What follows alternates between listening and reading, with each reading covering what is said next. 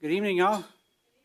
Y'all got quiet. It's like you're ready to go or something. Is that? It's good to have everybody here. Thanks for being here for our board meeting tonight. We've got lots of things to celebrate here right at the beginning and lots of business to get to. So we'll jump into it for the Monday, March 24th, 2025 Board of Trustees meeting for Marble Falls Independent School District.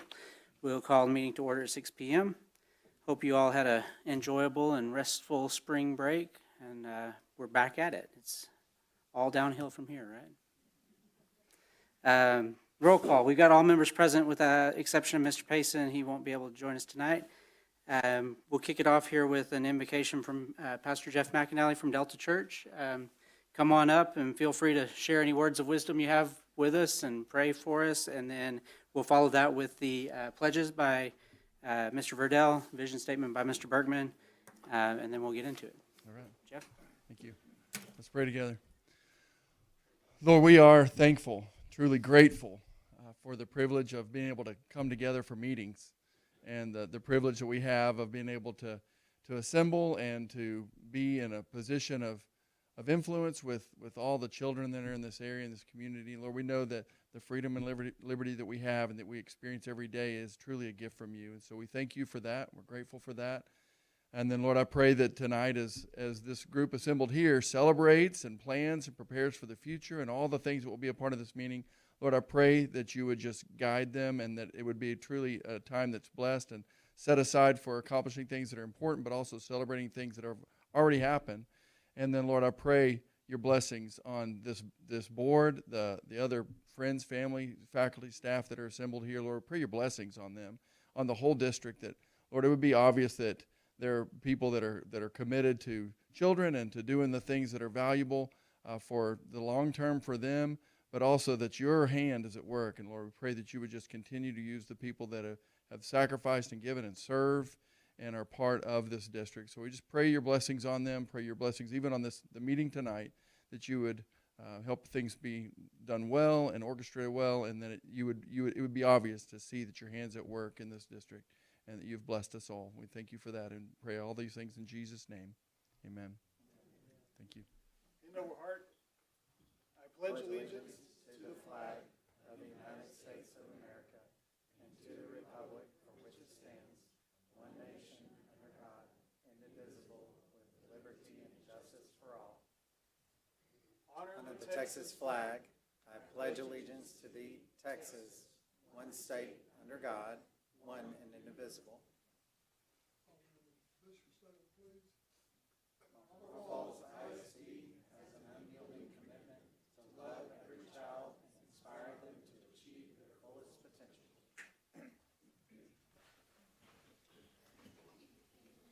Very good. Pastor McAnally, thank you for being here tonight. Hope Bible study goes well tonight, too. Have fun. All right, so we'll get into special recognitions, Superintendent's Award, Mr. Field. All right, good evening. So excited to share a couple of our students with you guys. Great students, actually, people. We have Brianna and Isaiah. Go ahead and come on up. So it's interesting that we, Falls, get to do ours late in the year. We love the fact, actually, of that, because we get to include all of our students in our vote. So when we vote for our students, and I want these two to hear this, all our students go on a list, every single one of them. We have a couple rounds of votes, and the two people that you have in front of you rose to the top instantly. Great young people. I've told them privately how I feel about each one of them. And so to showcase, to put them in front of you guys, I couldn't be more proud of these two. So the criteria, there's no criteria to be a Falls Superintendent Awards winner. It's a vote. Now, we throw words around. There are words that are thrown around, self-disciplined, self-motivated, hardworking, positive attitude, etc. But there's really no criteria. Good people is what we look for. And it's a vote. So got Brianna. Brianna has graduated. She finished back in January 10th is what I noted. So just a couple things that some teachers, some comments for Brianna. Always carries a warm smile. Yes, she does. Radiates. I love that word. Radiates positivity. Intelligent, quick thinking, driven. An invaluable asset to the coffee shop as a lead barista. Willingness to help out. Go-to student. Awesome job. Isaiah finished back in December. So neither one of these students are currently in our building, but both of them have finished. Isaiah, standout student at Falls. Each day focused, determined, motivated. Treats peers and faculty with respect. Hardworking, a pleasure to have in class, and took on academic challenges head on. We have a saying at Falls, everybody ends up at Falls for different reasons. No one has the same path. No one has the same history. How they get there is all individual. The goal is the same. The goal is the same, and that's to graduate. We stress this day in, day out. Hard work, determination. As you can see, what the teachers have said about you guys, you fit check all those boxes, so to speak. So congratulations to you both. We have something from us.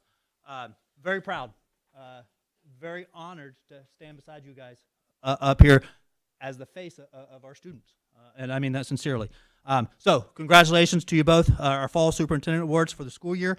Couldn't be more excited. Thank you both. Thank you, families, wherever you are, for Stand up, families, while young he's people. recognizing y'all. If you're a family, stand up. Congratulations.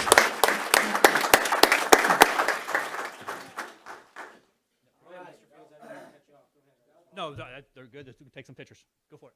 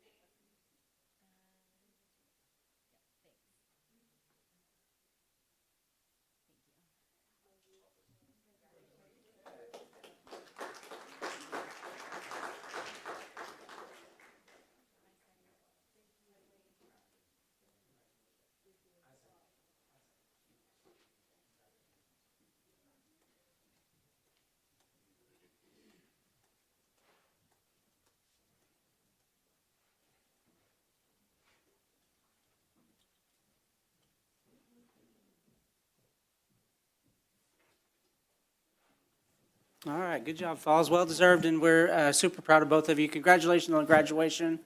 Thanks for representing us well too, and we look forward to being able to say, I knew that person when he or she was at Marble Falls, and looking forward to what you do with the rest of your life for sure.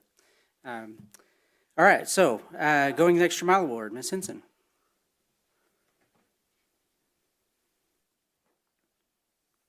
Good evening. Tonight we are honoring Miss Maria Mata with our Going the Extra Mile Award. Miss Mata, will you join me up here?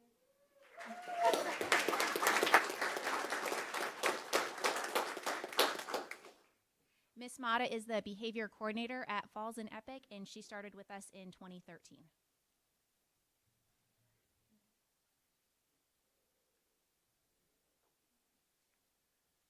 In 2013, that's interesting, because I asked her today how long she had years of experience and years at Falls Epic. They match up.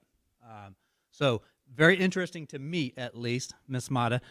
So our behavior coordinator at Epic has been in the district 12 years, all 12 in this, not necessarily this building, but in this campus, Falls and Epic. Does an amazing job.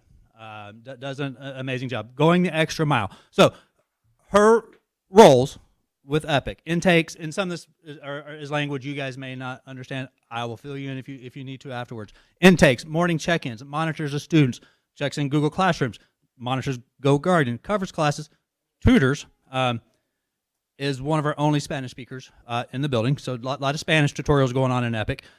Schedules reviews, schedules room assignments, anything that is revolving or in regards to Epic. Lots of moving parts in Epic. If you don't know, please ask me. Lots of ins and outs with Epic. Lots of things to balance, lots of things to juggle. All Miss Mata. Okay, she coordinates or has a hand in any of that. However, going the extra mile and does an amazing job. Going the extra mile. The way this came about, it was a no-brainer. I don't know when it was, and we talked about this. Early in the fall semester, we had an increase in our EB student population, and to be inclusive. We don't want language to be a barrier for students coming into Falls. Miss Mata comes to me. I didn't go ask her. I didn't seek her out. Miss Mata comes to me and says, hey, what if we started a language support class? And instantly I say, I love it. Let's talk about it. What does that look like? So fast forward till today, Miss Mata now has a scheduled class in Falls with our EB students to offer language support. So we can eliminate any language barrier for a student coming into Falls. 100% Miss Mata, 100% her initiative, 100% she requested, 100% she's all in, and it's done well. Our students love it. It gives them support. It gives that student population a person to go to, and no longer is she Epic. We have a saying, we're Falls Epic. We have our hands in all the students, whether it's Falls, whether it's Epic. Now Miss Mata actually has a class.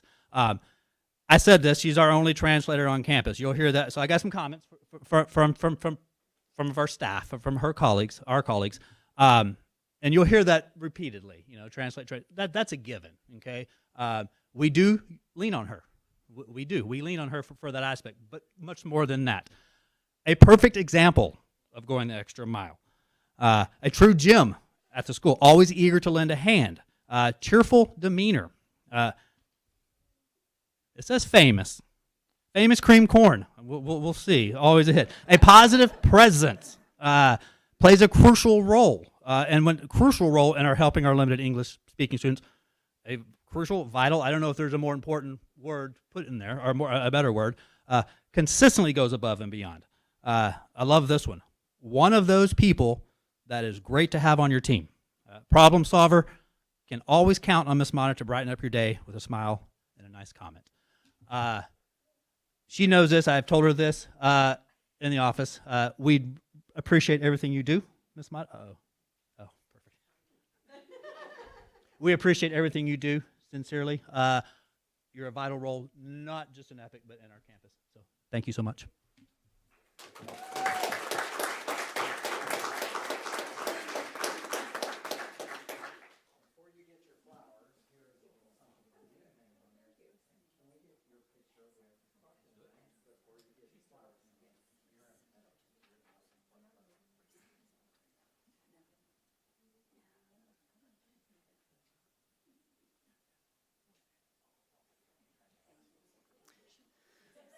Miss Mata's family, part of them are down the hallway, but thank you for being here as well. And the barriers you're breaking every day for kids will have ripples forever, and we appreciate what you're doing, the way you represent us.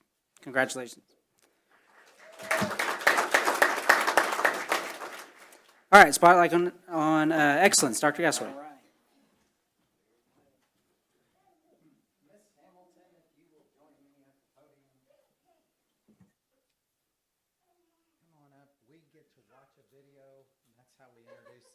Come stand by me. Patrick, here we are. It is March, and we're talking about Spotlight on Excellence. You've got somebody in mind. Tell me a little bit about who you have in mind. I do. We want to nominate Heather Hamilton. She's the site coordinator here at the middle school. She's done a fantastic job of growing the program. She puts in hours of dedication.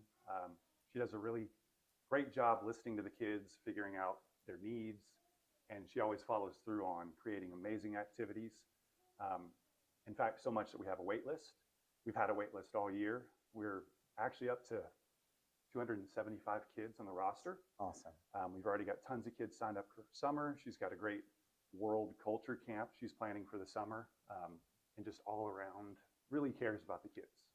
You know, I remember right before she came on, I was nervous about our numbers and our program, and she has stepped in and just achieved at every single step of the way. And so kudos to her. Great recommendation, great nomination. Thanks so much. Absolutely. Well, Heather, here we are. It is the month of March, and you have been nominated as our Spotlight on Excellence, and you are it. Awesome. You know, I was telling Mr. Milam a little bit about I remember when right before you took over the program, and just how I was concerned about the numbers, and Yes. and just it had a lot of room to grow and get better. And here we are today with a waiting list, with kids excited, they don't want to go home, and that's you, and that's your leadership in this program. And then in the midst of all that, you find ways to bake cakes for the Education Foundation and others out of the generosity of your heart. You just give and give and give.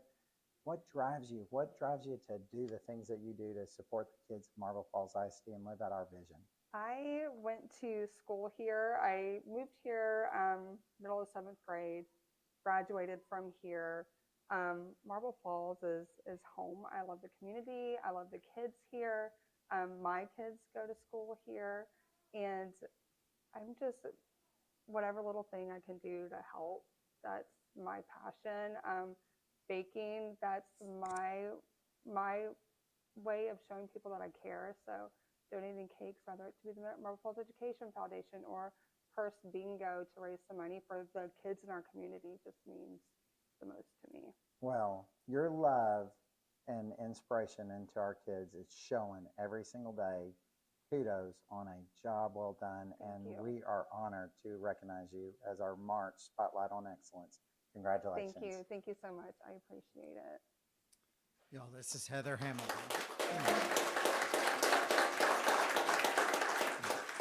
I can't emphasize enough, and I don't know if Patrick made it.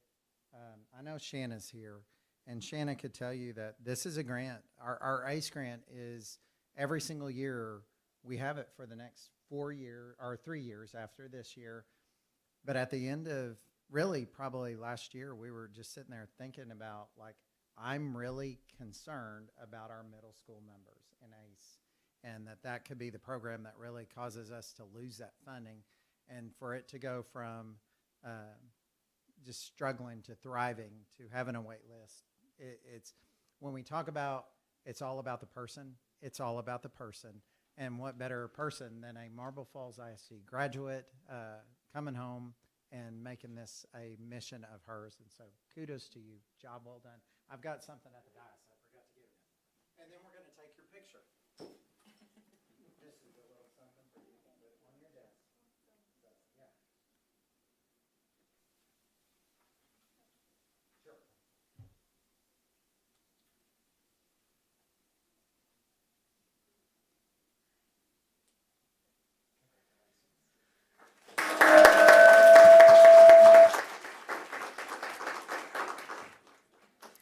Ms. Hamilton's family, will you all stand up and let us recognize you too? Congratulations. Awesome, very good. Thank you for representing us well. Spotlight on engagement, Ms. Leffler.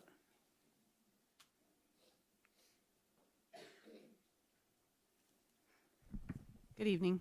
Spotlight on Engagement highlights teachers whose classrooms come alive with learning. The classrooms you don't want to leave. Many of us have had the privilege of visiting our March teachers' classroom numerous times, and every single time we do not want to leave. We could leave the rest of the world behind and learn alongside 4- and 5-year-olds. In fact, last school year, I was with a group of administrators in her room, and as we left, well, let's be honest, we had to be dragged out to stay on schedule. We were all filled with joy, pure joy, and seeing the students learn and hearing them telling us what they were learning and seeing their happiness and how proud they were of their work and seeing their high level of engagement with the teacher and in seeing their success in the lesson. I remember we went in the hall and we were supposed to have a reflective conversation, and Clark Fields was with me and he was like, I got nothing, like that was just great. And we were all just so filled with joy from being in her classroom. Our March Spotlight on Engagement is Cameron Hadig, pre-kindergarten teacher from Marble Falls Elementary.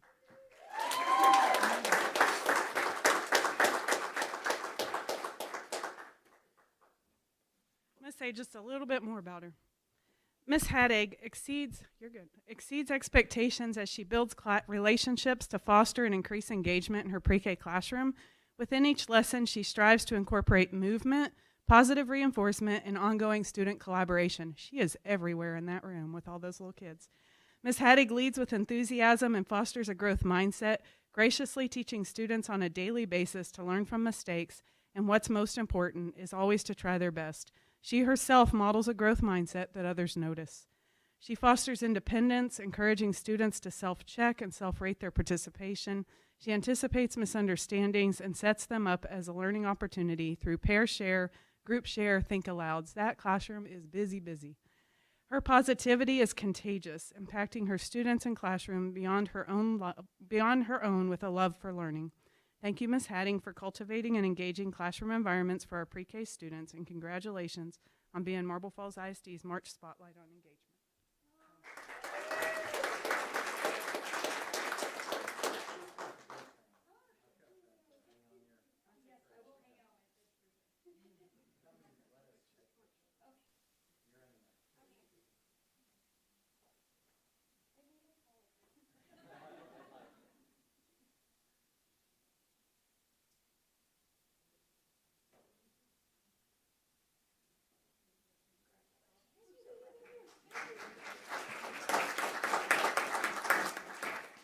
Congratulations, Miss Hadding's family. Will y'all stand up and let us recognize you as well, and support system.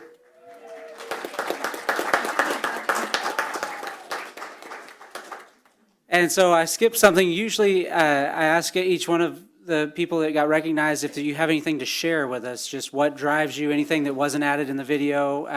Ms. Hadding, do you want to just shout it out from back where you're at? You don't have to come up here, but.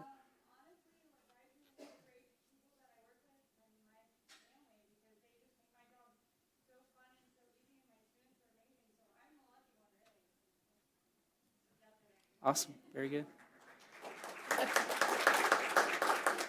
And Heather, anything?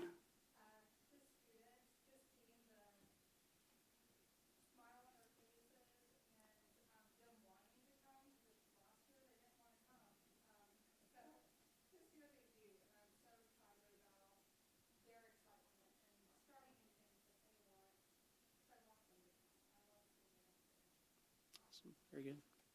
Ms. Mata?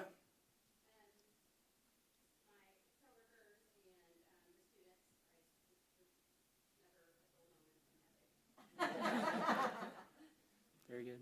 Well, we appreciate each one of you, and certainly well-deserved recognitions, and glad y'all are here with us tonight to celebrate it. We've got a couple more. PCAT Bus Driver of the Year, Ms. Sorzano.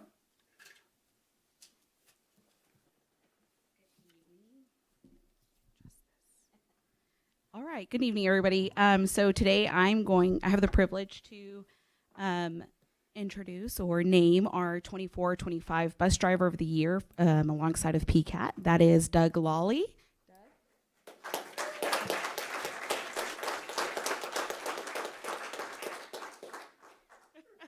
It's been a long day.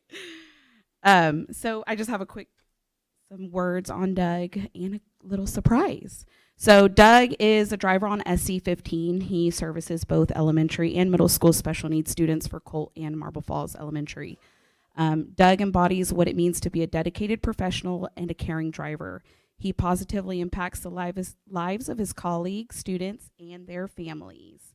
Doug is more than just a driver. He's a role model for both safety and kindness. His positive attitude and big heart are infectious, fostering and welcoming. He has a respectful environment for everyone who crosses his path. He constantly goes above and beyond, and he does anything to make his coworkers feel supported and his students feel safe and valued. So one of the things that was brought up in this nomination and always comes back to me is that Doug services mainly Cottonwood, Horseshoe Bay area. And for those that are familiar with those roads, there's not a lot of lighting out there. He picks up kiddos as early as 6 in the morning. And he came to me and was like, Gina, I'm having a hard time seeing these kids. And he advocated for blinking lights that we added onto the students' backpacks. That way we are able to see them clearly in those early mornings, as in like what we are facing with now. So all of those things to make sure that the students are safe and valued on his bus. So in addition to being an exceptional driver, Doug, he is highly knowledgeable in this special education world.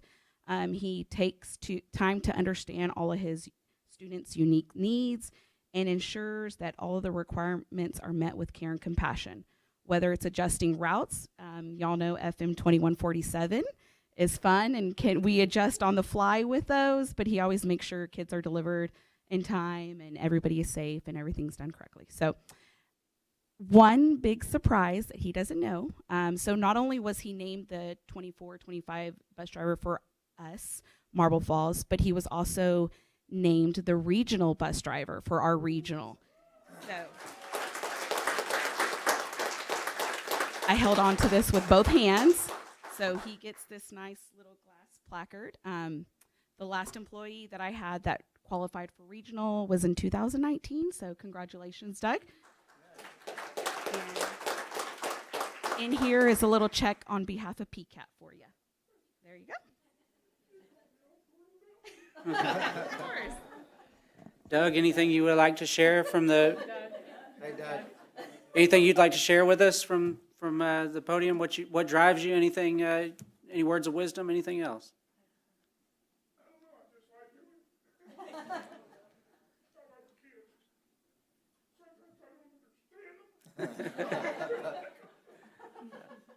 We appreciate you, and they are blessed to have you.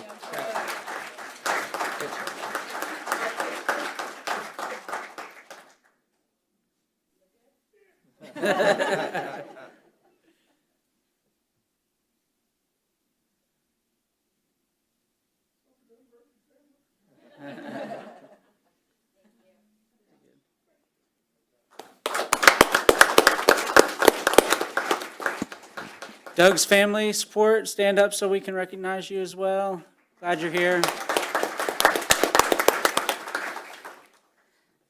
All right, very good. We are going to postpone the BPA state qualifiers until next month. If you're a teacher and you're here in support of that, we appreciate you being here, but we wanted to wait until the kids were able to be here so we could recognize them as well. Thank y'all for So, being here. thank you for being here. That gets us to the end of special recognitions. We're going to jump into some business. If you'd like to step out, now would be a good time to do that, unless you just want to join us for the rest of the meeting, which is fine as well. Citizen comments? Any citizen comments? No? Okay, we'll skip past that. Let's give it a minute and let it clear out, and then we'll keep on going.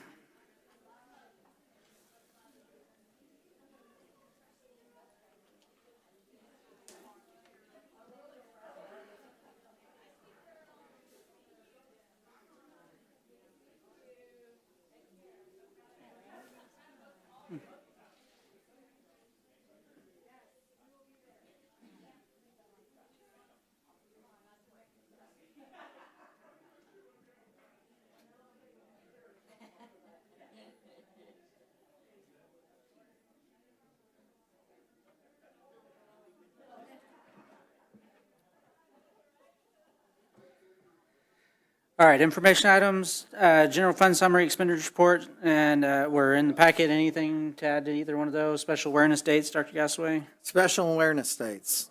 March is Texas History Month in honor of those Texans who helped shape the history of Texas, and in recognition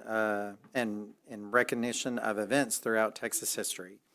And then Texas Girls in STEAM Day, March 1st is designated as Texas Girls in STEAM Day to celebrate and encourage participation of girls in this state in fields related to science, technology, engineering, and math. And so those are our special recognition dates. Very good. Questions about any of those items, board comments? Okay. Presentation discussion items, impossible action, recommendation for fentanyl abuse prevention and drug poisoning awareness education. Ms. Puckett.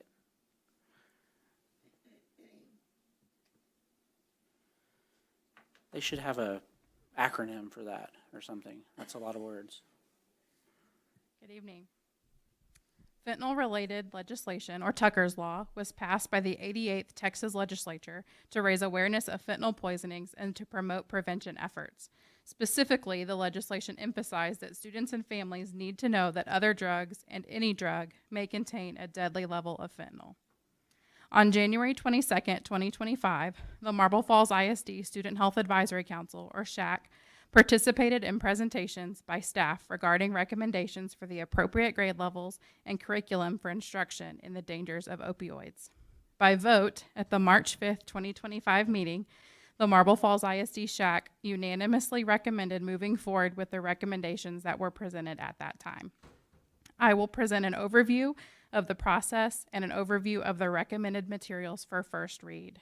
SHAC will continue to solicit feedback up until the April Board of Trustees meeting, and SHAC will meet again on April 23rd, 2025 to review additional feedback regarding the recommendation. Again, this is a first read.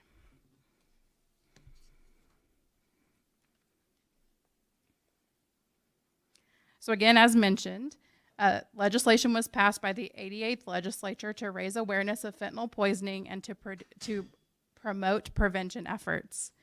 Specifically, as I stated, students need to know that this is very dangerous and very serious. Legislation related to fentanyl abuse and drug poisoning awareness, again, Tucker's Law, established some requirements for school districts. It establishes that the month of October is Fentanyl Poisoning Awareness Month, aimed at increasing awareness of the dangers of fentanyl and potential overdoses. There is a communications response toolkit that provides resources to help us support that month and to provide awareness throughout the month of October. Another requirement was that the local SHAC is required to recommend to the Board of Trustees the appropriate grade levels and the curriculum to be used in providing this education to our students. It also requires that the governor designate a week to be known as Fentanyl Poisoning Awareness Week within public schools, and that we provide education during that week on the dangers of fentanyl poisoning, including overdose. It also indicated that each school district and open enrollment charter is required to provide students in grades 6 through 12 research-based instruction on fentanyl abuse prevention and drug poisoning awareness. It must include suicide prevention, prevention of the abuse of and addiction to fentanyl, awareness of local resources, and health education regarding substance use and abuse. This instruction can be provided through a variety of ways, but it should be research-based and provided by a public or private institution, higher education institution, community service organization, local public health education, or anywhere that employs mental health professionals or skilled drug abuse awareness professionals. It is attached to TEKS within the communications toolkit.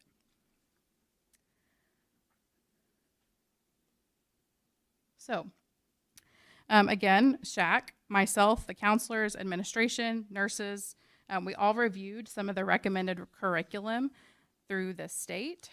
We used the Texas School Safety Center through Texas State to look at the available programs that met the criteria that we were needing to meet through Tucker's Law. In discussion with our counselors and our nurses and our admin team, we initially discussed potentially bringing some of this education to the 4th and 5th grades because we are seeing increased risky decision-making behavior within those grades.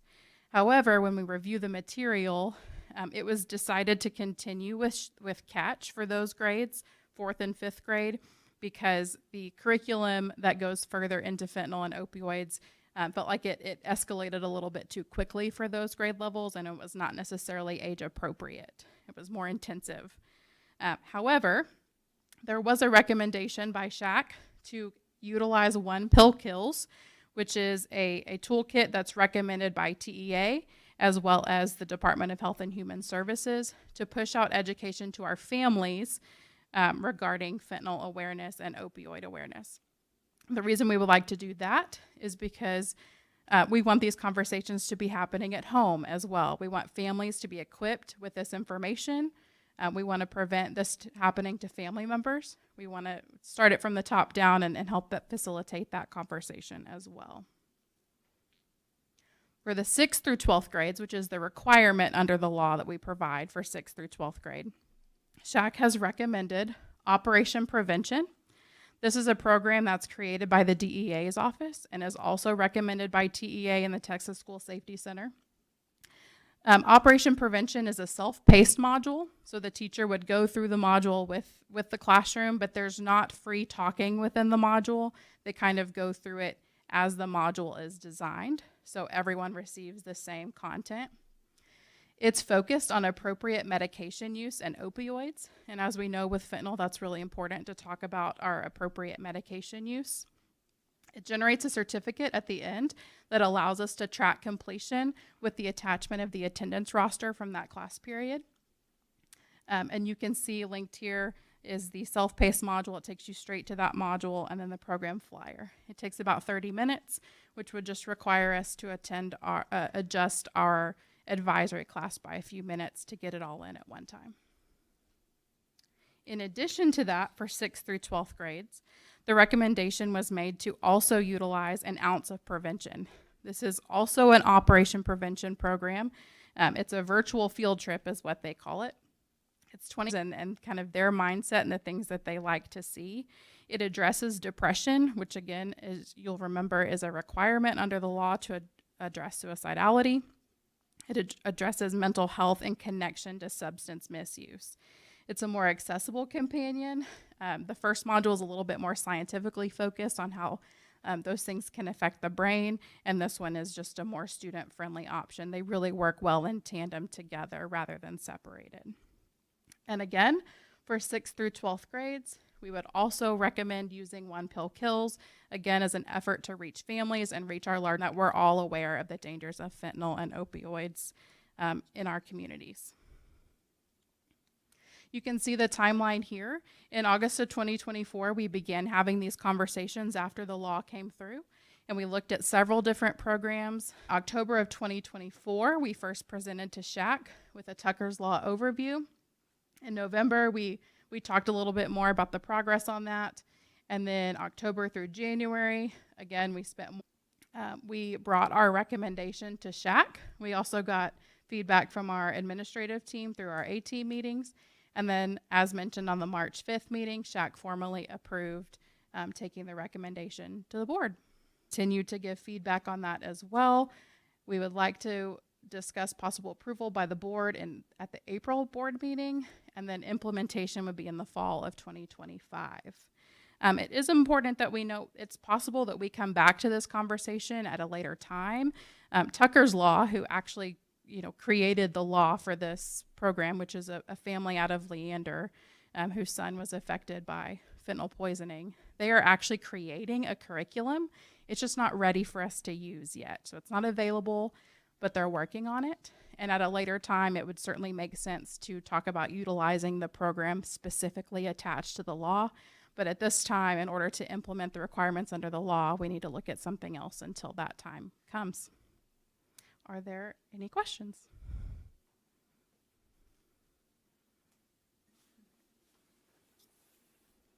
Caitlin, thank you for your presentation. I think this is a really important topic. So my question is, the program that y'all are looking at, you and SHAC and the counselors feel like that's a long enough program to not just meet the requirements of the law, but really have an impact on the kids. That was my one concern. Like, it's 30 minutes plus a 25-minute video, but y'all feel like that's going to be impactful for the kids?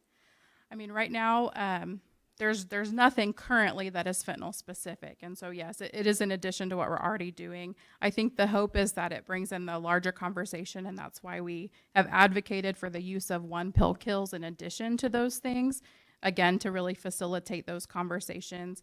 One Pill Kills has a lot of material, like posters, social media posts that we can make. They're all available in English and Spanish. And so that piece is really going to help us have a more robust response than just the 2 classes that will be allocated for that.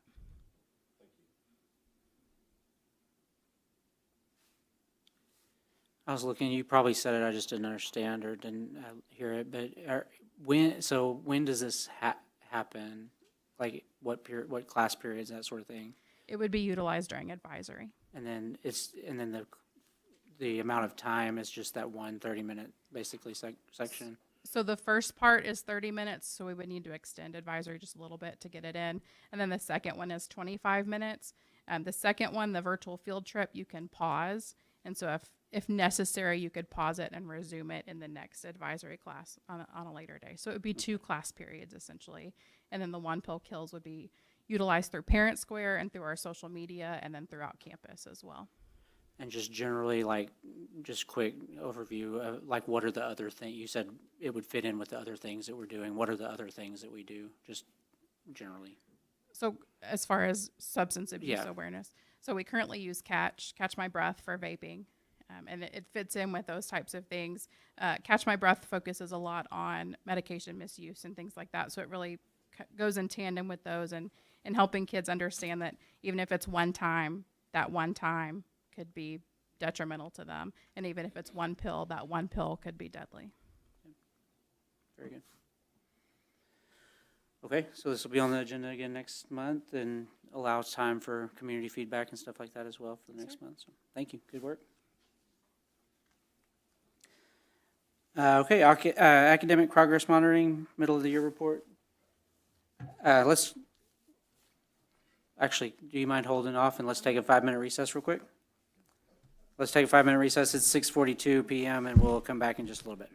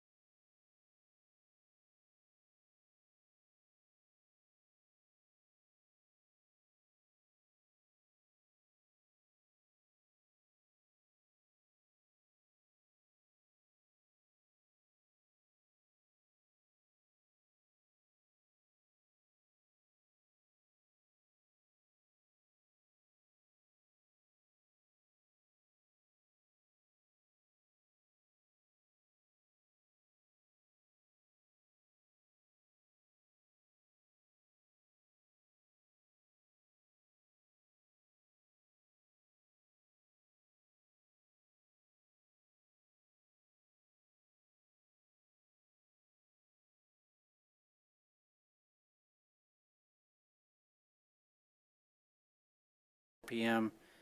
Back in open session. Academic progress monitoring report, 9B, middle of the year reporting. Ms. Lefley. Yes, sir. Thank you. Good evening. I'll be presenting an overview of our mid-year academic progress data. I'll be showing you aggregate data district-wide this evening. Next week, you'll receive a detailed board report by campus, by grade, on a breakdown of the data. The first measure that I'll be reviewing is NWA MAP data. This is our national universal screener that measures growth over time. It adapts to each student and it informs instruction. Our student data is compared to national data to note where students are achieving and at what rate our students are growing. This slide here, I wanted to point out a couple things for you. On this slide, I wanted to orient you to the different parts of the graph. On the first line, it's growth. The number off to the side there is the median growth percentile. What it does is it summarizes all of our students. And so what you do is you take all of our students who took the test and you pick the middle. And that middle, what that kid scored, that right there is where we're at, okay? And so what this shows is, for instance, if it said a 50, that would mean that half the students in the group grew at or above the average rate and half grew at or below the average rate. And so it kind of helps us understand overall how much the group is growing and where they are at. The second line where there's two numbers, two bar graphs, that's achievement. And so you can see where our achievement was at the beginning of the year compared to the nation and where our achievement is now at the middle of the year. And so if you'll look, you can see that we were at the 47th percentile at the start of the year, and now we're at the 49th median percentile. So we climbed in percentile against our like peers. Thus you can see that I have a green oval placed over there for green that we grew compared to our peers. I tried to put some visuals in to help make it a little simpler. I'll go fast and then you can go back and you can read more and you'll receive a board report next week. Our growth is the 53rd median percentile, so a little bit more than half. Right there in the middle, we really would like to be, 60 or higher, pushing up that way. So let's break it down. So here's kindergarten. So if you look, kindergarten has a significant, this is math, significant rise in achievement to the green. And you can see that there's 63rd median percentile there. That is really good. That's good. 63rd median percentile. First grade, there's just a very, very slight regression by one percentile. But the students are growing, 53rd right there. They're in the middle. And then second, you can see significant percentile growth. They went from 38 to 50. So that's significant on achievement. And then 70th percentile for growth. So a huge highlight of this is second grade math and the amount that 70th right there. That's huge for median percentile. Third grade, you can see we have a slight increase. Fourth grade, slight increase. Fifth grade math, a slight decrease. And so middle school math, we're focusing on middle school math. We had in sixth grade, there was an 8-point regression in achievement. And then you can see that it's orange there. Orange is concerning as far as that means that, really when we line up all our kids, only 30% grew compared. It's that we're looking at how we can do better. We've actually, for all of middle school math, we've focused some additional teacher and student support. We have a facilitator that's coming in to assist. We're pushing more use of manipulatives, more student-centered activities in the classroom. Mr. Gonzalez is in the classroom quite a bit. I would like to note on 8th grade math here that significantly we're below on the state test. And so we didn't regress. If you notice, there is growth within there. They're on their median percentile is 53 or 55, but we didn't regress. We stayed constant on achievement. There are kids that are growing within there. High school math. So we're looking at high school math. One thing to know though on this is, as we research more into Algebra 1, is no one in this group took Algebra 1 in 8th grade. These truly are all of our students who 9th grade Algebra 1, right? And Algebra 1's a gatekeeper for the future. And so we do have quite a bit of kids that are in need of assistance in Algebra 1, and Mr. Henson's been working with the Algebra 1 team closely. Algebra 2. And there's a small, the testing group for Algebra 2 is small. There's a smaller testing group there for them. Reading, you can see reading overall for us. We really don't want to be in the middle. We really need to be pushing up towards the green. We're in the yellow, but we're below 50, and so we really want to push forward. But we are seeing growth. If you look, we're seeing more growth than we are seeing regression, which is good. Kindergarten growth, they're at 58. They're almost to the green. I think a highlight is grade 2. Look at where they came from. Grade 2, 71st in growth. That's huge on the growth percentile there, the median percentile for growth. Lots of growth for second grade on reading. Areas of concern, 5th grade reading. 5th grade reading is an area of concern. There seems to be not as many kids are growing, even though it shows that, so our achievement went down slightly, and then not as many kids are growing. And so Mr. Puga is working on discussions with elementary principals around 5th grade reading. Middle school reading, 6th grade. So 6th grade overall, Mr. Gonzalez is working with as far as the 6th grade team. You can see 6th grade reading not as many kids, that median percentile for growth went down, and it's in the orange, and so not as many kids grew. 8th grade, though, there was some growth in 8th grade, and we have over almost 60% of the kids that are on that median percentile. And then we have high school reading, which is an anomaly in some ways. So I just want to point out that for grade 11, there was a small sample that tested. We did not test UT on-ramps because of how hectic the schedule is for UT on-ramps. And remember, this MAP measure is used for TIA. It's important that we have the beginning and the end of the year measure for the teachers for UT on-ramps, but the middle of the year measure, we allowed the teacher to look at the pacing, and Mr. Henson and Ms. Metzger and I worked with him on deciding if he wanted to give the middle of the year measure. We felt that the kids keeping pace with the course was very important. Science growth, when it says K-12, it's really 6 through 9, just so you know, 6 through 9. Our middle school science teachers asked to come on to MAP. They wanted to come on to MAP for science. They use the science reports like crazy in MAP. They sit down with kids on their MAP scores, and you can see that we have tremendous growth in middle school science in regards to nationally. They're in the green in almost every area. They started in the green at start of the year. They've grown more, and then their growth is quite significant. Something to be proud of. Biology also has embraced MAP, and they really are looking at how it can inform for science instruction. And so you can see there that they have improved from beginning of the year, and then that growth median percentile is high. As far as our steps for our universal screener, it kind of follows the same for the curriculum-based assessments, where we really are doing purposeful analysis of data and PLCs. Teachers are looking at data more this year than they ever have. We've always been data rich, but have we really used the data to the best that we could? We've had lots of stuff, but have we really used it? This year, you can see the teachers using the data, and you can see student-led conferences. You can see students setting their goals as you go into classrooms. And so you can just really see the teachers in a PLC talking about what interventions they're planning and how they're using the different types of reports and that information they've gained to be able to help the kids grow. We have more kids growing that it shows on MAP right now than we had showing growing on MAP previously.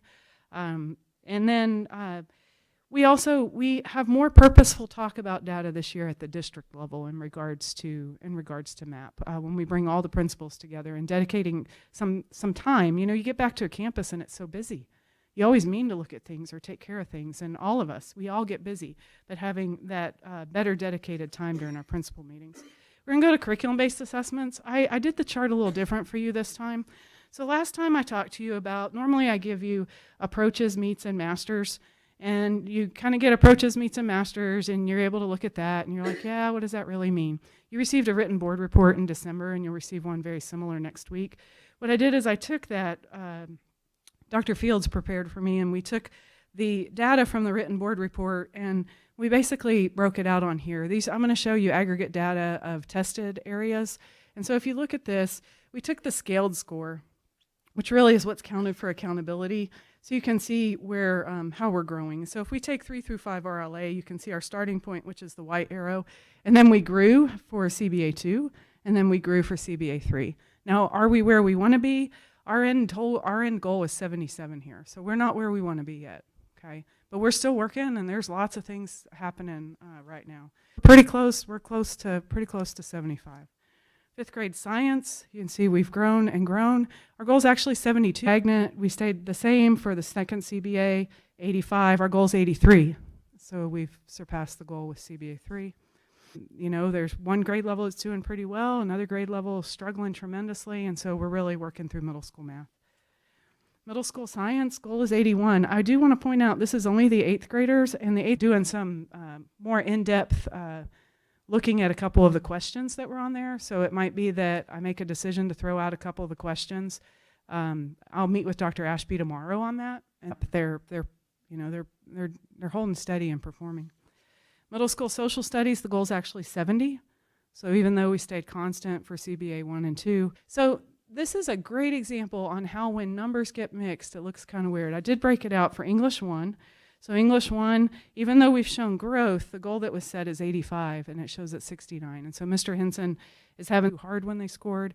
We're going back and looking at that.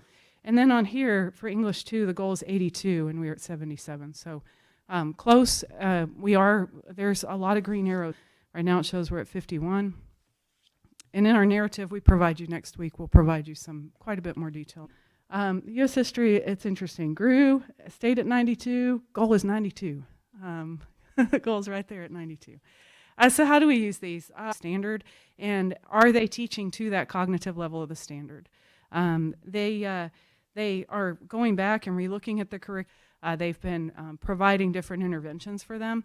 Principals are in classrooms more than they've ever been in classrooms before, and so lots of great feedback to teachers. And so that was why it was important for me to show you more a visual with like arrows or circles.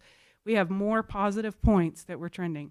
Can we grow fast? We've got a lot of kids that are growing significantly, and we're working towards growing even more. This is the chart that you saw that our principals have used to set goals. Dr. Ashby, they'll look at where everything kind of landed, where they're at for their goal. Are there things where they need to still stay the course, or are there things where they need to adjust? And keep in mind, this doesn't just inform us now, what we're right now. We're looking at the long term for a kid, right? If a kid is significantly below where they should be, they're not just gonna miraculously catch up in 6 months. We have to at a better place where then next year's teacher is helping them more. And so all this data is not just for right now. It's not just for STAR. It's for us to help kids in the long run. This was the goal setting, and so you'll see the report like this next week with a narrative. And then this is where we have the progress monitoring, where we list where we fell. We use the data to inform and just instruction. It's not meant as a penalty, as a stick. It's not meant. It's really meant to help all of us grow. Math is on many of us. It's my responsibility. It's Mr. Gonzalez's. It's Mr. Garcia's. It's Dr. Fields. It's Mr. Puga's. Because honestly, it's Dr. Metzger's. If every elementary principal, it's all of us. And so we all feel a heavy burden and a heavy weight of responsibility around where we are on performance. That we said, can we have this more? Can we do this more? Can we adjust this? And we look and see, and we stay the course if it's working. And if it's not, it's okay to abandon it. We don't want to keep doing something that's not working. And then we expect our students to grow. I was a teacher that I taught coaches the tax test back, when it was there. But one thing that I can say that I was proud of when I taught is that my kids grew. I received almost all the sheltered instruction kids. It was put them with Miss Leftlet. I don't know what I'm trying to say. I guess, we expect every kid to grow. It's not that I expect every kid to pass the state test, I guess. We expect all of our kids to be working on this year.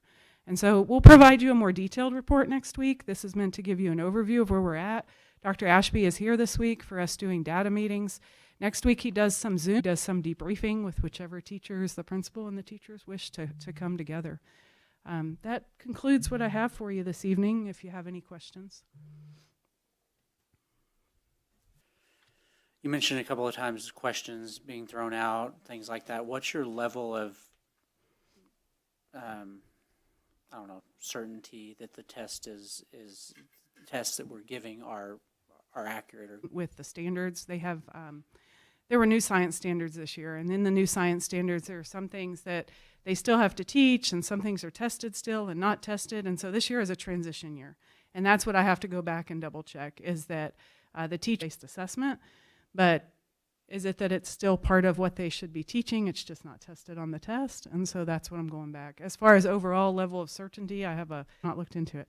Many times when we do look into questions, there's a misunderstanding on what that student expectation come to an understanding. Occasionally, there's something that could be thrown out, but it's very rare. It's not a lot. The 8th side, look, there could be a couple questions that are taken out. So. And that's like the staff, or there's some process in place for there to be eyes on dialogue if there's a Yes, sir. concern about something like that? Yes, sir.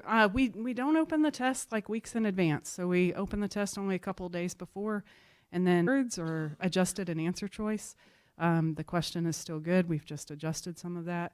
And then occasionally there has been where we've removed a question. Well, and we've known all along, like, some of the data is going to be a little bit uncomfortable, and I think It is. is. But can you point to some of the, like, some you mentioned right at the end, some of the stuff that you're adjusting and changing and things like that? Like, what are some of the nitty-gritty sort of stuff that we're doing to make change? Seeing tremendous growth with implementing the ARC literacy model within certain classrooms. And so in January, we actually changed course to have all the classrooms at Highland Lakes Elementary use the ARC literacy model. And so we have seen growth of students through that. And since January, we've seen growth. We've also seen more teachers. The teachers, something else? Do you have something else?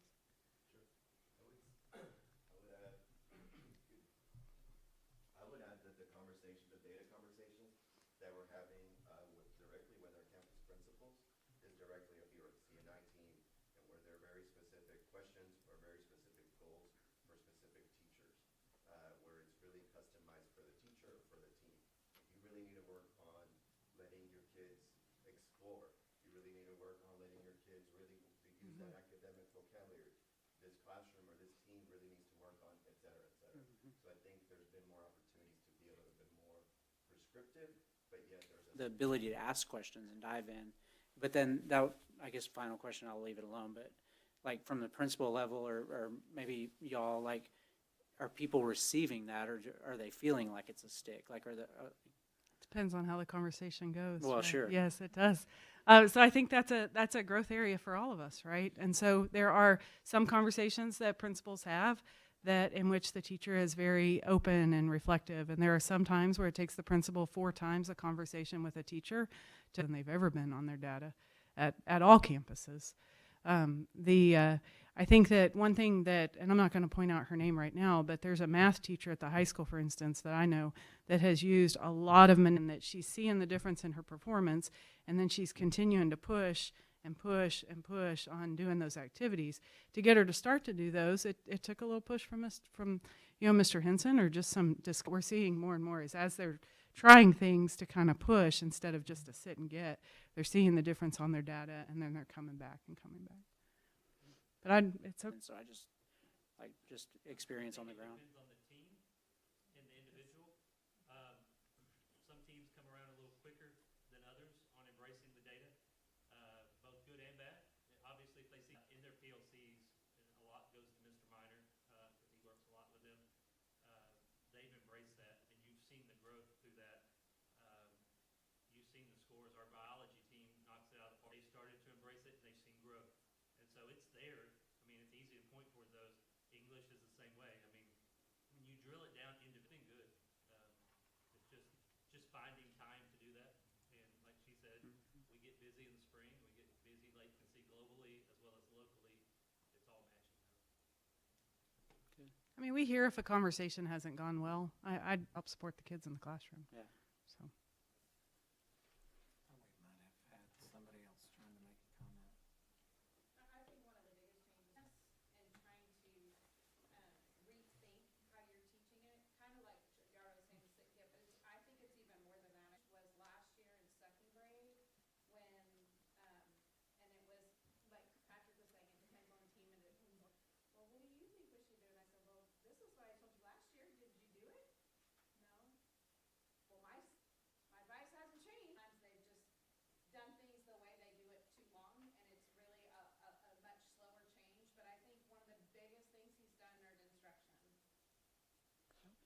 Great. Which pairs exactly with T-TEST. I mean, T-TEST, so moving towards that exemplary teaching.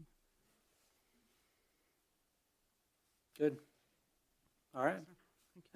Okay, so let's get to progress update. 18th, 2024 regular scheduled Board of Trustees meeting. You adopted the Marble Falls ISD House Bill 3, early childhood literacy, also to progress monitor the goals. And so we went through, when you adopted, all the plans are required to include these things. This plan was required to include annual goals for growth on the CCMR readiness indicators, and then in several other areas. So what we're here this evening to do is kind of give you a progress update from 72% to 98% by 2028. Our 2025 goal is 83%, just so you know. Since from 56 to 70% by 2028, with 60% being our goal right now.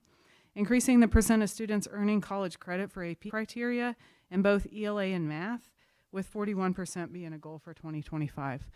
We report back that based on the indicators that we can track right now, and I'll explain that for you, that it looks like we should hit our overall goal of 83. This is the high end that the tracker is predicting. This tracker, what it does is it lists all of the kids, and then it has whether or not they've met, which part of CCMR they've met. And so right now it's showing the high end of 96 and a low end of 78. Our goal is 83. Right now, Marble Falls High School alone is showing 97 and 81. And so I like this slide. Let me see here. I like this slide better. I'm going to leave it right here. As a district, currently we have 57 seniors that have not earned their CCMR point. So out of all of our seniors, there's only 57 that have not. But keep in mind, we've not given most of the certification tests yet. We're not at the end of the year to give their certification tests. On-ramps grades are not finalized yet. So once on-ramps grades are finalized, we have a couple dual credit classes, and AP exams aren't given until May. So we are at where we only have 57 seniors left, and we still have all of this other data. We also are continuing the TSI test, and so TSIA is where it deems them college ready. If we are able to get them through that test before they leave, that is way more beneficial for them and way less stressful than taking it at the college. And so we have all of these measures still coming in. And so in regards to CCMR, we're confident that we'll meet the 83. Many times I'm asked what happens if we exceed our goal. Well, guess what? We reset these goals every year. So if we exceed our goal, we're not gonna be like, we got next year already taken care of. We'll raise our goal. And so we'll raise our 2026 goal then when we go to come into 2026. And so if we get 87, then we raise our 2026 goal to higher than what we had originally set. Mr. Puga is now going to present an overview of the progress on the early childhood literacy and math.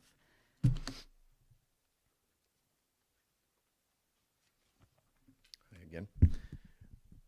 Really for the elementary, although we have to submit and adopt specific HB3 goals, and here are the goals that we looked at in December, going from again, keep in mind this is at the master's level, from a 40 percentile to a 52 percentile in 2028.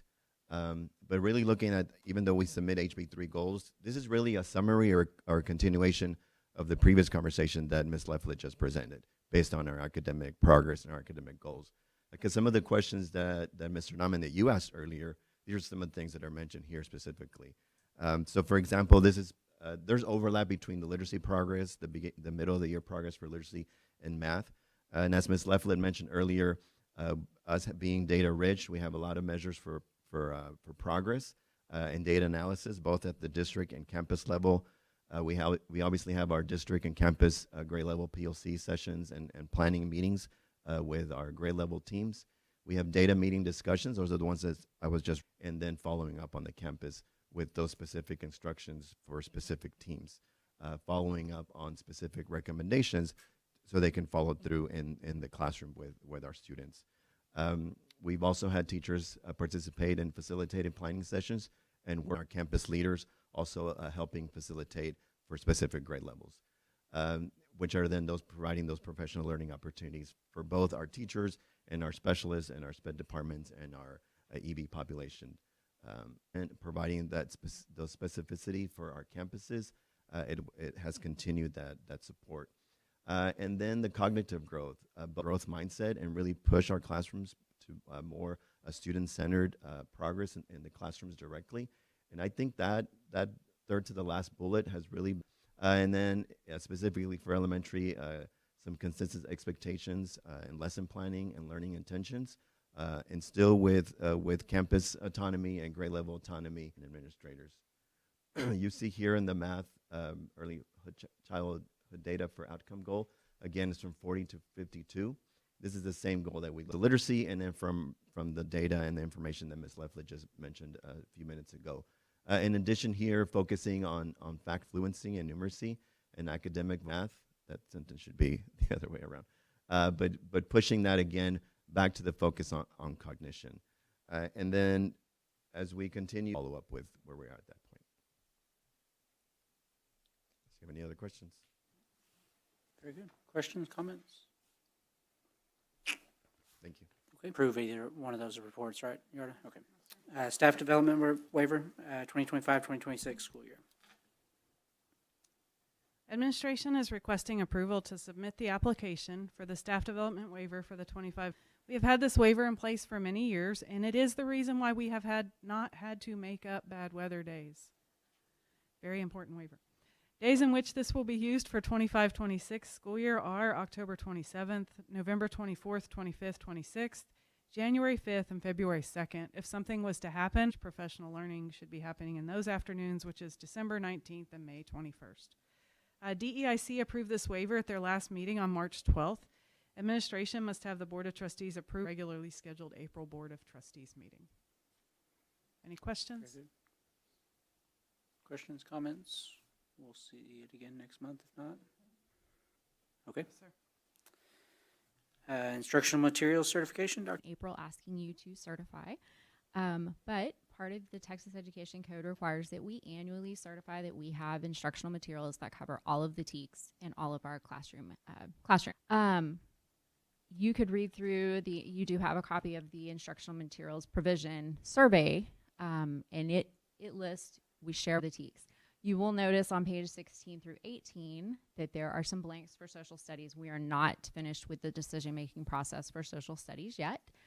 But anyway, this is just a first read of what we'll be back for in April, which would be to certify that for each subject, we have access to instructional materials that cover all of it. Door access control system upgrade, Mr. Fink. It's been a while. Yeah. This is also grant funds.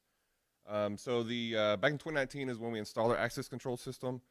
The software that was installed with that is really grown with our system. Like, we've been installing more doors, more hardware, and the software works, but it's missing several critical features, and this is what it would cost to upgrade to Genentech. And since we are going to upgrade or spend the same money, why not get the better quality software? Genentech is the software that we use.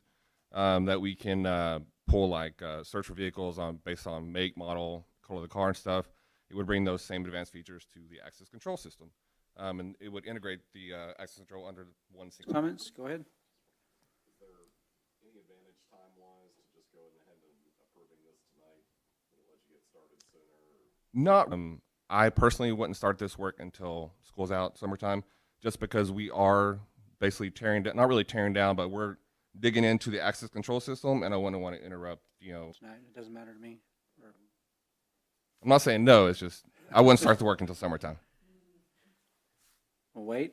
Want to do it now? I'm good with approve the purchase of the upgraded Genentech access control system migration from TFE for the cost of $40,030. Motion by Mr. Boshiers. Second. Second by Mr. Verdell. Any discussion? May 2025 bond election order establishing polling places. Dr. Gasaway. This is going to be real quick. This is just making sure that the paperwork, we're coordinating with Burnett and Travis County. We actually do all of our work through Burnett County since we only have a very small portion in Travis County, and we submitted and recorded correctly, just showing that we're going to coordinate through Burnett for all of our MFISD elections, which is what we do every single time. Org just didn't know that specifically. It's prepared by ORIC for the May 2025 bond election as presented. Motion by Mr. Verdell. Second by Ms. McCary. Any discussion? That gets us to item H, budget update. Mr. Orr. Thank you. Good evening. Tonight, there we go. I'm going to present a first budget update for next year, for 24-25 school year. I ran across this chart. It's from Moke Casey. They got it. It's the TEA report to the Texas House of Representatives, and I did get Moke Casey's permission to use it since it's copyrighted.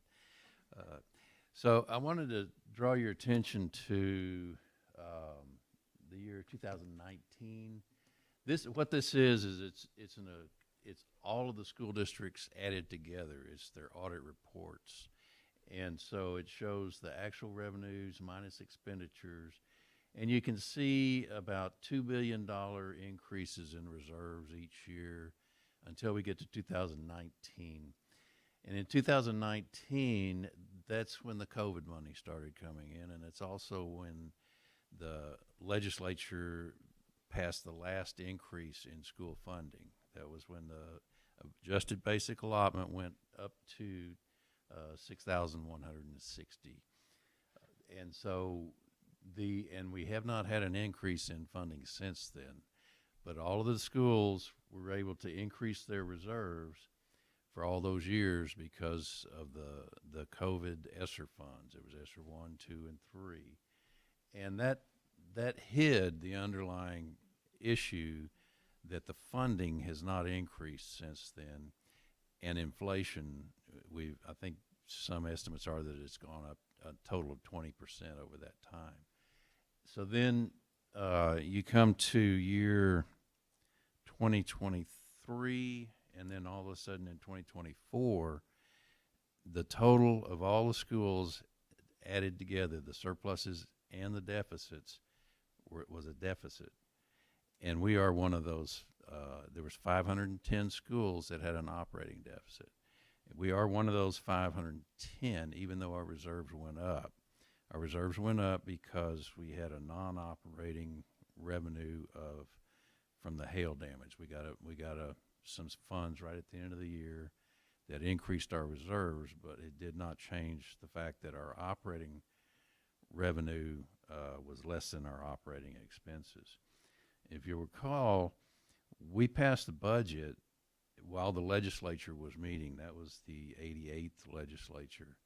And I think they even passed the bill, but in the end, the governor didn't sign it. It was, they had 4 special sessions that year trying to pass vouchers, and we did not get the funding that we thought we were going to get. And I imagine most, if not all, of those schools were operating under the same assumption.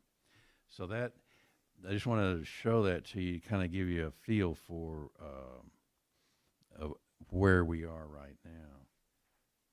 So when we go into 24-25's budgeted figures, we're going from actual to budgeted right now. We were faced with the fact that we did not get the funding for the biennium, and so we decided, okay, we're going to do a Vader. We're going to call for an election to increase our golden pennies, increase our revenues, and have a deficit budget of $1,079,000. So then the Vader did not pass in November, and so we went last month and did a budget amendment to take the effects of the Vader out of the budget. So we decreased our tax revenue by $2.1 million and decreased our salary budgets by $950,000. If you recall, we decided to give a 1% increase in the original budget, and if the Vader passed, we were going to try to do about a 3% increase. So after we took the effects of the Vader out, we did not give the 3% increase. We are at a $2.2 million deficit budget, and that is the budget. That's not the actual. And so that's assuming a $14.4 million recapture and our state revenue as we expected at the beginning of the year. We still do not know what our state revenue is going to be. The property values were sent to the state comptroller. The comptrollers sent them to TEA. We have appealed the property values because the homestead exemptions created a lot of confusion in the last 2 years. And so we probably won't know until August what our revenue was for this year because of that uncertainty. Okay. And just to let you know, they're proposing another homestead exemption in this next legislature. So just wanted to point that out. But we are at a $2.2 million deficit budget. Our priorities, we want to keep, when we're looking at next year, we want to keep the same priorities. They may change a little bit, but mainly our priorities right now were the competitive compensation plan. We adopted a 1% last year when we wanted to go 4%. That's the salary schedule plus the health insurance coverage. We really want to keep our health insurance payment that the district contributes at least the lowest level of health insurance, so that if you come to work for Marble Falls ISD, you have health insurance paid for you. It may not be the best, the highest plan, but you will have coverage. We've looked at the last few years, and we've hit our campus budgets last year. I think it was about a 10% hit, and we took a closer look at it, and we've been pushing them down for several years. So we want to restore that, and we want to continue the child nutrition feeding program that's currently in place, the community eligibility provision. So if we look at next year, we don't know much about what's going on, but we do know that we will be able to save child nutrition, that $500,000 deficit. We're really looking at trying to do that for the following year. I put this down, but now I'm not too sure that we're talking about the 25-26 budget. So but we still have time to look at it. I wanted to list the property tax increase. What that is the golden pennies, the 5.33 cents that we get to keep and not share with the state. It's not subject to recapture. It goes up every year. Had the Vader passed, that 450 would have been higher. It would have been about 550 or 600,000. That it adds every year. So those are the two known things that we have right now. And then this slide was empty when I sent it to you the first time when we passed out the packets, because it basically was we didn't know what was going to happen, and we still don't. So what I did was I looked at a lot of different factors that are out there that we do know. So when the legislature starts their budget, the comptroller certifies an amount of revenue for the next 2 years, and that starts the whole budget process. The Legislative Budget Board takes those figures and makes recommendations to the legislature. They make one recommendation to the Senate and one to the House of Representatives. I chose the House of Representatives recommendation. They're saying that for public education, for TEA, there should be available $12.6 billion for the biennium. That's for 2 years. So if you look at the House Bill 2, these are different bills that are in front of the legislature now. House Bill 2 has a whole lot of changes in it. I just call it the basic allotment increase. I think they're talking about $200 per student. There's another, Senate Bill 26 is the one that says, well, some teachers will get a $10,000 increase. There's a lot of interpretation goes along with that. But that would cost the basic allotment would cost $7.568 million. The salary increase would be 4.39. There's three property tax relief bills out there now. Senate Bill 3 is not one of them. But those three bills together would be $3.395 billion. I stuck vouchers in here because it's going to have to go under Article 3 of the budget, in my opinion. That's $1 billion for the biennium. There's Senate Bill 568, which shifts the funding for special ed from a per ADA to more of a membership intensity of service bill. That's $397, and then they have Senate Bill 260. That's the safety, increasing the safety allotment of 500 million. So the total that's out there that I went out and found, the main ones, total up to 17.3 billion. And I present this to you to say that there's a lot of talk out there and a lot of different bills, and they can't afford all of them. So we, we're watching them. We'll report back to you, but right now there's just more uncertainty than certainty on those. And with that, if y'all have any questions. Before they do, if you don't mind, and don't leave, I'd like to do a little commentary, not about the state ledge, because that's a whole different set of commentary. Election results force action to happen. And our Vader failing in November has put the district in the position that we don't just have a $1.1 million deficit, it's going to be a 2.2. And that's probably somewhere, we believe by the end of the year, it's going to fall somewhere between 2 all the way up to 2.4. It's give and take. One of the things that we've been talking about is going into whatever the state gives us, that we believe that the best place for the district to be is at a balanced budget. And in order to do that, cutting $2.4 million allows any new money from the state to be prioritized towards raises, benefits, restoration of campus departmental budgets, and any other board priorities. Bill already hit on that we had our staff receive a 1% raise with the plan to address compensation if the Vader passed.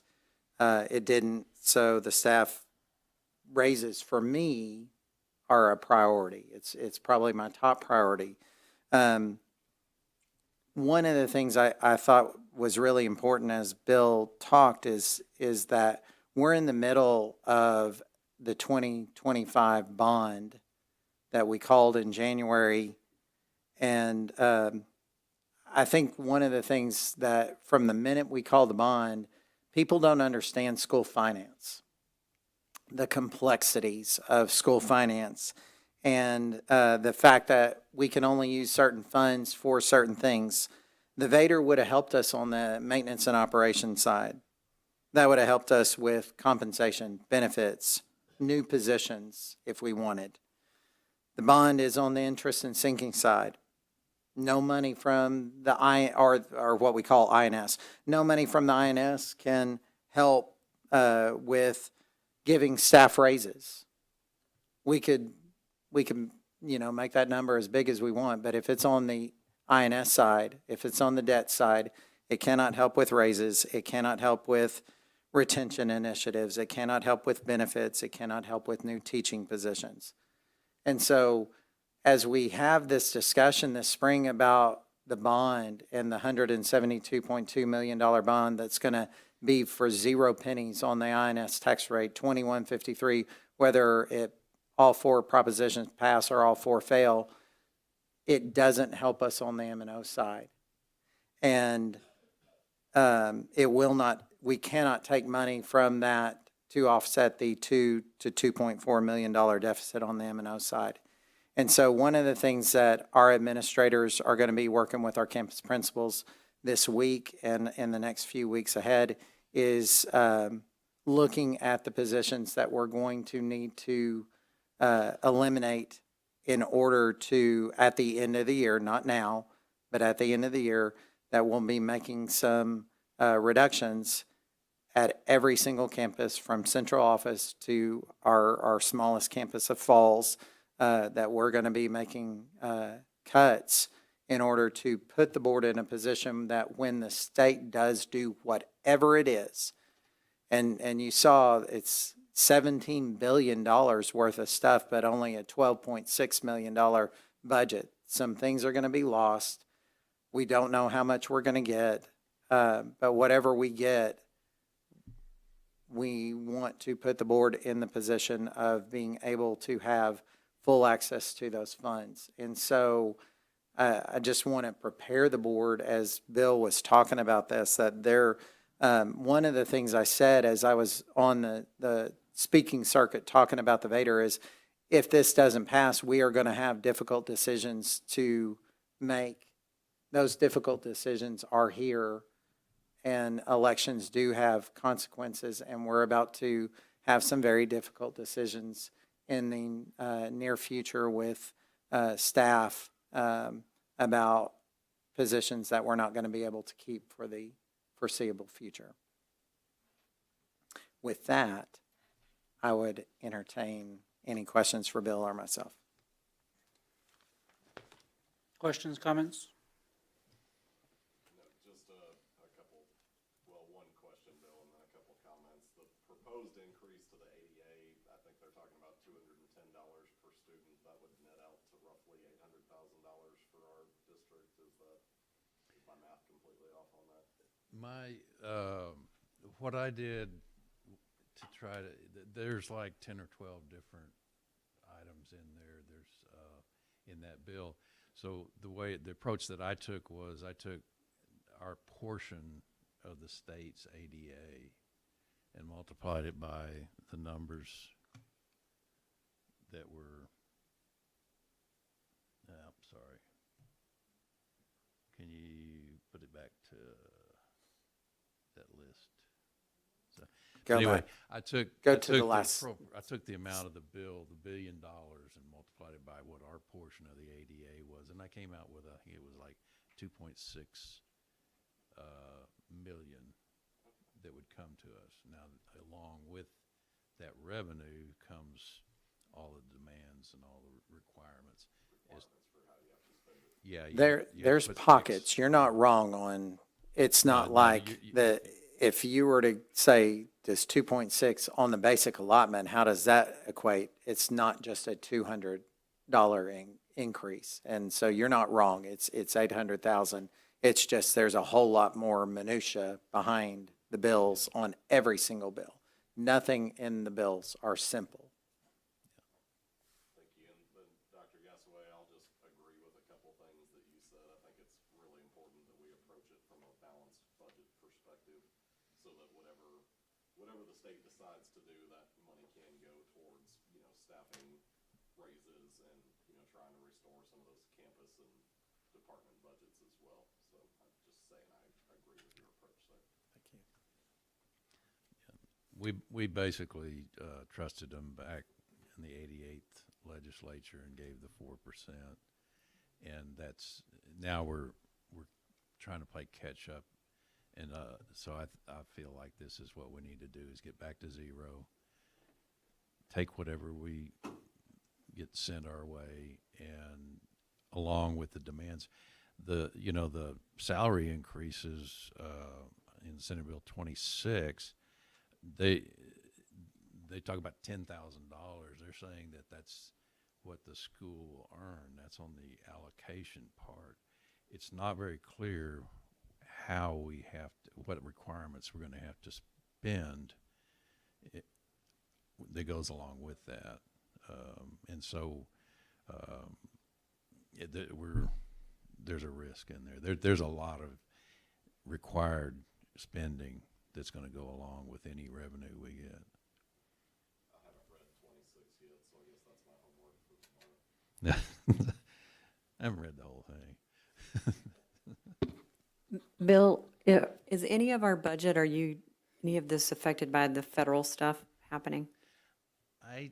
I did, I looked a little bit into, I don't, the short answer is no, I don't think there will be any effect at all. The only thing that we know that has been done for sure right now, I believe, is that they've cut 1,000 employees at the federal level. Our share of that is $17,000. So they haven't done much of anything. Don't see them cutting Title I or Idea B. Those are our main federal programs. They'll just get to us in a different way. I don't see them cutting back the compliance, to tell you the truth. I think all of that is at the state level.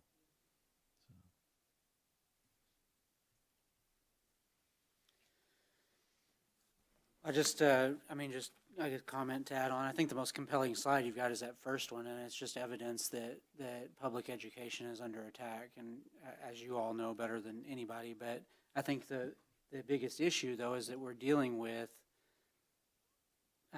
people making decisions, but also people just in general, the population that doesn't understand the complexity of this whole patchwork of funding system that the state has devised, and then also how the decisions that are being made here locally affect us locally.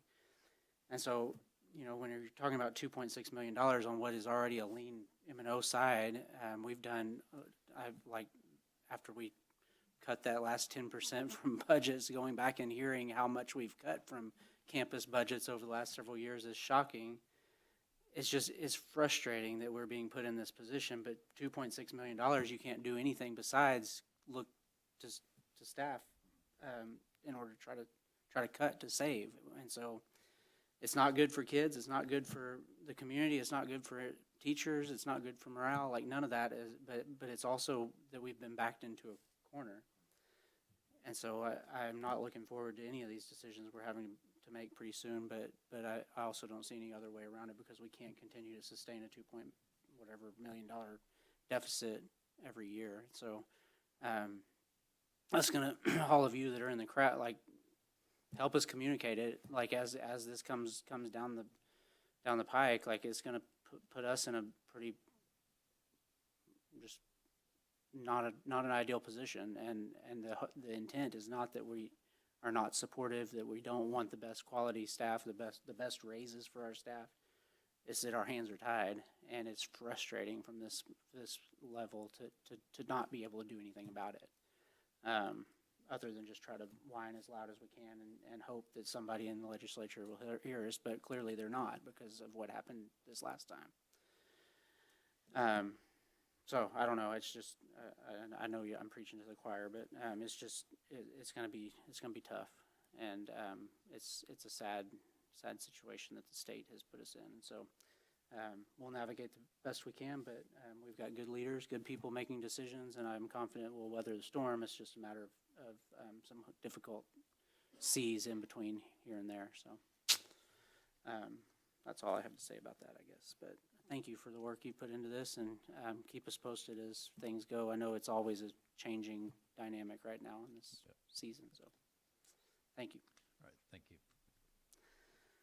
All right, consider possible approval of action, consent agenda, minutes from the February 24th regular meeting, minutes from the March 12th special meeting, TASB policy update 124, tax penalty waiver, investment policy, and Texas Smart Buy membership program resolution. Any of those need to be pulled off, or anybody have a motion for a consent agenda?